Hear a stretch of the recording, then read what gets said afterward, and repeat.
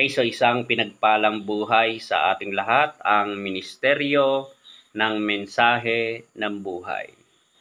So ang ating pag-uusapan ngayon ay yung tinatawag na prayer meeting o kaya'y praying together, yung pananalangin ng sama-sama. So maganda po na mayroong private life prayer tayo, private prayer life. Pero mas maganda rin po na may tinatawag tayong corporate prayer, na kung saan, kung titignan natin ang bawat churches ngayon, nagdi-decline ang attendance ng prayer meeting. Papaunti po ng papaunti ang mga dumadalo ng prayer meeting. Sa 100 miyembro, para bang kung susuriin natin, sa 10 na lang ang umaaten. At karaniwan minsan, may mga churches na nawawala na ang mga tatay sa prayer meeting. Mga kabataan na lang, mga nanay, siguro sa sobrang kaabalahan. Kaya mga kapatid, ang prayer meeting ay mahalaga. Mahalaga, pero binabaliwala ng ilan. Kaya gusto ko pong i-encourage ang bawat isa sa atin na sa Bible may mga taong nagsasama-sama dahil po sa pananalangin. Na kung saan nasa panahon tayo ngayon na may mga tao na nagsasama-sama na lang pagkainan. Kainan. Pang physical na aspeto. Pero pag nagpatawag ka ng pananalangin, ayan, darating nga sila, tapos na yung pananalangin. Ganyan po ang nangyayari sa ating kapanahunan. Kaya mga kapatid, mahalaga po, gusto ko lang pong diinan sa inyo yung praying together, yung sama-samang pananalangin. Ang sabi po ng Gawa, Kapitulo 4, talatang 24, ang sabi po ng Biblia, sama-sama silang nananalangin sa Diyos. Yan, sama-sama silang nananalangin sa Diyos. Sa Acts chapter 12 verse 5, sabi po ng Biblia, kaya't nanatiling nakabilanggo si Pedro. Nung nakulong po si Pedro, ang sabi po ng Biblia, siya'y taimtim na ipinapanalangin ng iglesia. Kaya napakahalaga po mga kapatid na tayo po ay nananalangin ng sama-sama. Kaya tignan nyo po anong nangyari nung taimtim na nanalangin ang iglesia, sama-samang nananalangin ang iglesia, sama-samang nananalangin ang mga mananampalataya. Tignan nyo po himala ang nangyari. Si Pedro ay bantay sarado, pero siya po ay inilabas ng Diyos sa pamamagitan ng mga anghel. Mula sa bilangguan, inilabas siya ng Diyos. Ganon katindi kapag tayo po ay sama-samang nananalangin. Lagi po nating tatandaan mga kapatid, ang panalangin ay may kaakibat na resulta. Prayer have a result. Pag nanalangin ka, pag nanalangin tayo ng sama-sama, may resulta po ang sama-samang pananalangin. May 3 bagay na gusto ko pong diinan ngayong gabi. Number 1, praying together invites the presence and power of the Holy Spirit. Pag tayo po ay sama-samang nananalangin, naiimbitahan po natin ang presensya at kapangyarihan ng banal na Espiritu. Kaya ang unang iglesia, the early church is very powerful because of the power of the Holy Spirit. According to Acts 1:8, but you shall receive power after the Holy Spirit is come upon you. So pag nandun na po yung Espiritu Santo, nandun po yung great power, manifestation of God's power na i-experience po natin yon. Kaya ang iglesyang sama-samang nananalangin ay nagiging powerful. Ang iglesyang nananalangin ay nagiging makapangyarihan. Pangalawa po, mga kapatid, praying together increases the faith of a congregation to believe God for the miraculous. Yan po, ano? Pag tayo po ay sama-samang nananalangin, nag-i-increase yung pananampalataya ng kongregasyon. Kaya kung ang bawat mananampalataya nagsasama-sama naging isang kongregasyon, nadadagdagan ang pananampalataya. Nadadagdagan ang pananampalataya at lalong tumitibay yung pananampalataya sa Diyos at nakararanas ng mga mahimalang bagay. Kaya mga kapatid, ma-experience natin yung mga miraculous things, mamamangha ka sa mga nangyayari. Pangatlo po at panghuli, praying together moves people from seeking their own purposes to desiring God's purposes. Kaya pag ang sama-sama tayong nananalangin, napapakilos ang mga tao. Ang mga tao po na mga kasamahan natin, gagalaw sila na hanapin ang layunin at hahangarin nila ang kalooban ng Diyos. Kaya pag tayo po'y nananalangin ng sama-sama, hindi po tayo malalayo sa kalooban ng Diyos. Pag tayo po'y nagnanalangin ng sama-sama, nade-develop po yung intimacy with the Almighty God. Mapapalapit po tayo ng lubusan sa Diyos. Kaya kapag hindi na po tayo nananalangin, hindi na tayo nananalangin ng sama-sama, napapalayo po tayo sa Diyos. Kaya ang prayer, mga kapatid, lalong madedevelop yung magkakaroon po tayo ng close intimacy with God. Mapapalapit po tayo sa Diyos, mga kapatid. Kaya mga kapatid, gusto ko pong alalahanin natin ngayong gabi na ang prayer po, prayer works. Praying together may resulta. May resulta, mga kapatid. Sasagutin tayo ng Diyos. Kaya mga kapatid, kung ikaw ay nakalimot na, hindi ka na sumasama sa sama-samang pananalangin o nakalimutan mo na ang prayer meeting, bumalik ka. Sumama ka sa sama-samang pananalangin. Maaring ka ay noon nananalangin ka ng magandang trabaho at ngayon may trabaho ka na, nagsusweldo ka na, pero nakalimot ka na ng prayer meeting. Yan, gumanda na ang status ng buhay mo. Ayan, nakapagtapos na, nakapag-aral ka na, na-promote ka na, pero nakaligtaan mo yung prayer, yung prayer meeting o yung sama-samang pananalangin. Maaring ikaw noon ay pinag-pray para pumasa ka ng board exam. Muli mga kapatid, suportahan natin ang prayer meeting ng iglesia. Kaya hinihimok ko po kayo, balikan nyo, makisama kayong muli sa prayer meeting. Sabi ng Panginoon, my house shall be called a house of prayer. Kaya sumama tayo muli. Ang aking bahay ay tatawaging bahay panalanginan. Kaya inaasahan ng Diyos na sumama kang muli sa prayer meeting. Kaya mga kapatid, i-share natin ang videong ito para sa mga kapatiran nating nakalimot na sa prayer meeting. Samahan niyo si pastor. Samahan niyo yung mga intercessory warrior. Kasi inaasahan ng Diyos na tayo po ay maging prayer warrior, mga kapatid. God is calling. God is calling for every believer to become a prayer warrior.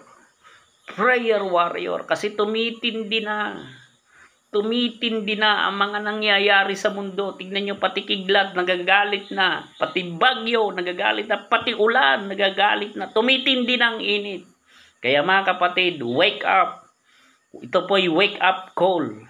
God is calling for every believer to become a prayer warrior. Prayer warrior.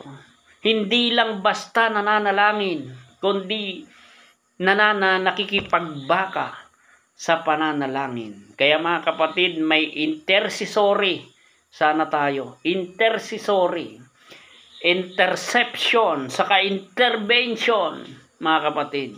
Napakahalagang yung tatlong ay na yan. Intercessory, interception, intervention. Yan. So sa sitwasyon natin, pwede pong magbago. Kaya yung spirit of prayer to become a prayer warrior nasa atin sana. Kaya mga kapatid, sana po sa lahat ng mga kapanood ng bidyong ito, tulungan nawa tayo ng Panginoon.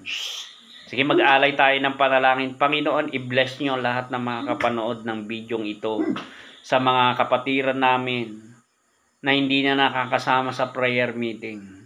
I pray the spiritual revival sa kanilang buhay. Makita nila ang katotohanan. Nasa magitan ng iyong presensya, mapagtatagumpayan namin ang takot, bagabag, alinlangan. Ilalagay nyo, gagawin nyo kaming matagumpay. I-bless nyo, Panginoon, ang lahat ng mga nakakasama sa prayer meeting at yung mga nagpaplano pang makasama sa prayer meeting. Ang bendisyon, pagpapala nyo ang dumaloy. Sa pangalan ni Jesus, Amen. Okay, so maraming salamat sa ating lahat. God bless us all. Okay, so isang pinagpalang buhay sa ating lahat, ang Ministeryo ng Mensahe ng Buhay. So ang ating pag-uusapan ngayon ay yung tinatawag na prayer meeting o kaya'y praying together. Yung pananalangin ng sama-sama. So maganda po na mayroong private life prayer tayo. Private prayer life. Pero mas maganda rin po na may tinatawag tayong corporate prayer. Na kung saan, kung titignan natin ang bawat churches ngayon, nagdi-decline ang attendance ng prayer meeting. Papaunti po ng papaunti ang mga dumadalo ng prayer meeting. Sa 100 miyembro, parang kung susuriin natin, sa 10 na lang ang umaattend. At karaniwan minsan, may mga churches na nawawala na ang mga tatay sa prayer meeting. Mga kabataan na lang, mga nanay, siguro sa sobrang kaabalahan. Kaya mga kapatid, ang prayer meeting ay mahalaga. Mahalaga, pero binabaliwala ng ilan. Kaya gusto ko pong i-encourage ang bawat isa sa atin na sa Bible, may mga taong nagsasama-sama dahil po sa pananalangin. Na kung saan nasa panahon tayo ngayon na may mga tao na nagsasama-sama na lang pagkainan. Ano po? Kainan. Pang physical na aspeto. Pero pag nagpatawag ka ng pananalangin, ayan, darating nga sila, tapos na yung pananalangin. Ganyan po ang nangyayari sa ating kapanahunan. Kaya mga kapatid, mahalaga po, gusto ko lang pong diinan sa inyo yung praying together. Yung sama-samang pananalangin. Ang sabi po ng Gawa, Kapitulo 4, talatang 24. Ang sabi po ng Biblia, sama-sama silang nananalangin sa Diyos. Yan, sama-sama silang nananalangin sa Diyos. Sa Acts chapter 12 verse 5, sabi po ng Biblia, kaya't nanatiling nakabilanggo si Pedro. Nung nakulong po si Pedro, ang sabi po ng Biblia, siya'y taimtim na ipinapanalangin ng iglesia. Kaya napakahalaga po mga kapatid, na tayo po ay nananalangin ng sama-sama. Kaya tignan nyo po anong nangyari nung taimtim nananalangin ang iglesia, sama-samang nananalangin ang iglesia. sama-samang nananalangin ang mga mananampalataya.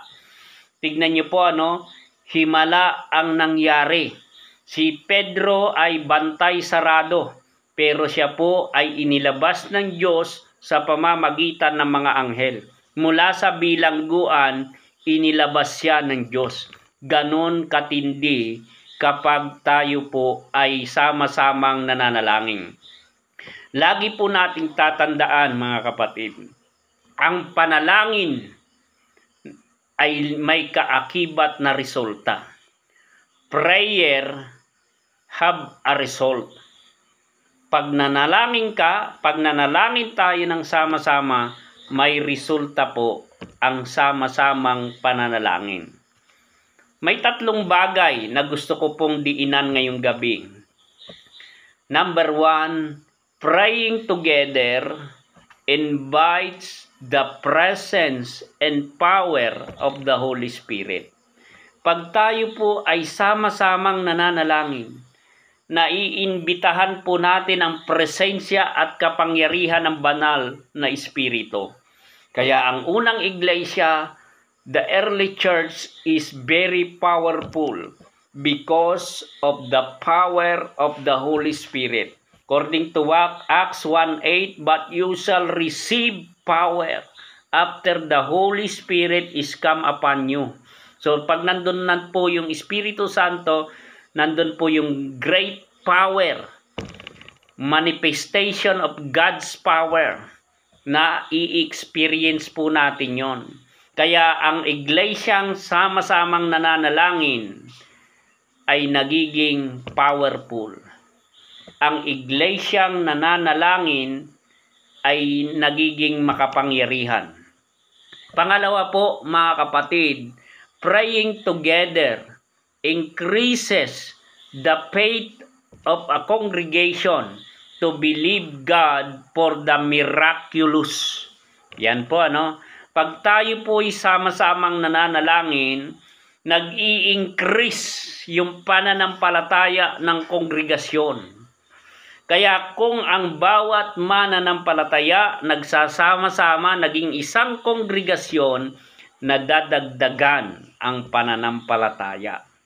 Nadadagdagan ang pananampalataya at lalong tumitibay yung pananampalataya sa Diyos at nakararanas ng mga mahimalang bagay. Kaya mga kapatid, ma-experience natin yung mga miraculous things, mamamangha ka sa mga nangyayari.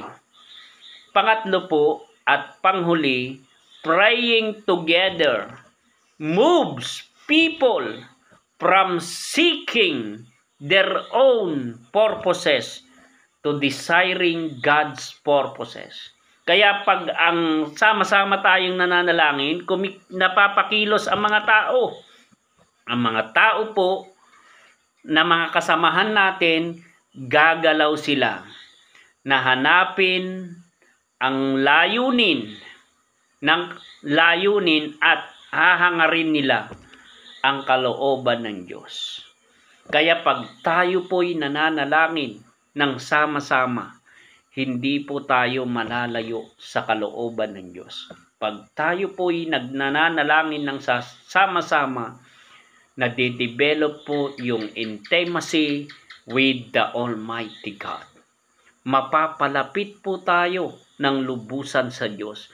Kaya kapag hindi na po tayo nananalangin, hindi na tayo nananalangin ng sama-sama, napapalayo po tayo sa Diyos. Kaya ang prayer, mga kapatid, lalong madedevelop yung magkakaroon po tayo ng close intimacy with God. Mapapalapit po tayo sa Diyos, mga kapatid. Kaya mga kapatid, gusto ko pong alalahanin natin ngayong gabi na ang prayer po, prayer works. Praying together may resulta. May resulta, mga kapatid. Sasagutin tayo ng Diyos. Kaya mga kapatid, kung ikaw ay nakalimot na, hindi ka na sumasama sa sa sama-samang pananalangin o nakalimutan mo na ang prayer meeting, bumalik ka. Sumama ka sa sama-samang pananalangin. Maaring ka ay noon nananalangin ka ng magandang trabaho at ngayon may trabaho ka na, nagsusweldo ka na, pero nakalimot ka na ng prayer meeting. Yan, gumanda na ang status ng buhay mo.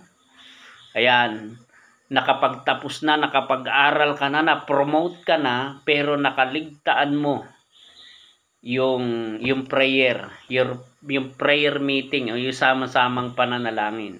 Maaring ikaw noon ay pinag-pray para pumasa ka ng board exam.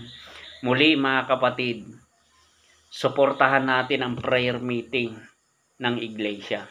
Kaya hinihimok ko po kayo, balikan nyo, makisama kayong muli sa prayer meeting. Sabi ng Panginoon, my house shall be called a house of prayer. Kaya sumama tayo muli. Ang aking bahay ay tatawaging bahay panalanginan. Kaya inaasahan ng Diyos na sumama kang muli sa prayer meeting. Kaya mga kapatid, i-share natin ang bidyong ito para sa mga kapatiran nating nakalimot na sa prayer meeting. Samahan niyo si pastor. Samahan niyo mga intercessory warrior.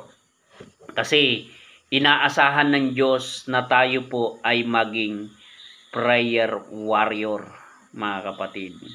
God is calling. God is calling for every believer to become a prayer warrior. Prayer warrior. Kasi tumitindi na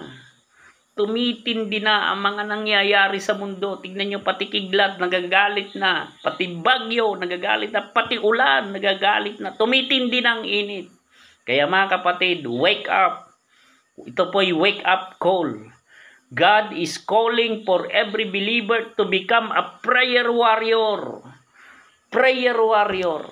Hindi lang basta nananalangin, kundi nakikipagbaka sa pananalangin. Kaya mga kapatid, may intercessory sana tayo. Intercessory.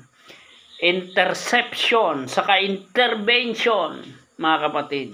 Napakahalagang yung tatlong ay na yan. Intercessory, interception, intervention. Yan. So sa sitwasyon natin, pwede pong magbago. Kaya yung spirit of prayer to become a prayer warrior nasa atin sana. Kaya mga kapatid, sana po sa lahat ng mga kapanood ng bidyong ito, tulungan nawa tayo ng Panginoon. Sige, mag-alay tayo ng panalangin. Panginoon, i-bless nyo lahat ng mga kapanood ng bidyong ito sa mga kapatiran namin na hindi na nakakasama sa prayer meeting. I pray the spiritual revival sa kanilang buhay. Makita nila ang katotohanan na sa magitan ng iyong presensya, mapagtatagumpayan namin ang takot, bagabag, alinlangan. Ilalagay nyo, gagawin nyo kaming matagumpay. I-bless nyo, Panginoon, ang lahat ng mga nakakasama sa prayer meeting at yung mga nagpaplano pang makasama sa prayer meeting. Ang bendisyon, pagpapala nyo ang dumaloy. Sa pangalan ni Jesus. Amen. Okay, so maraming salamat sa ating lahat. God bless us all.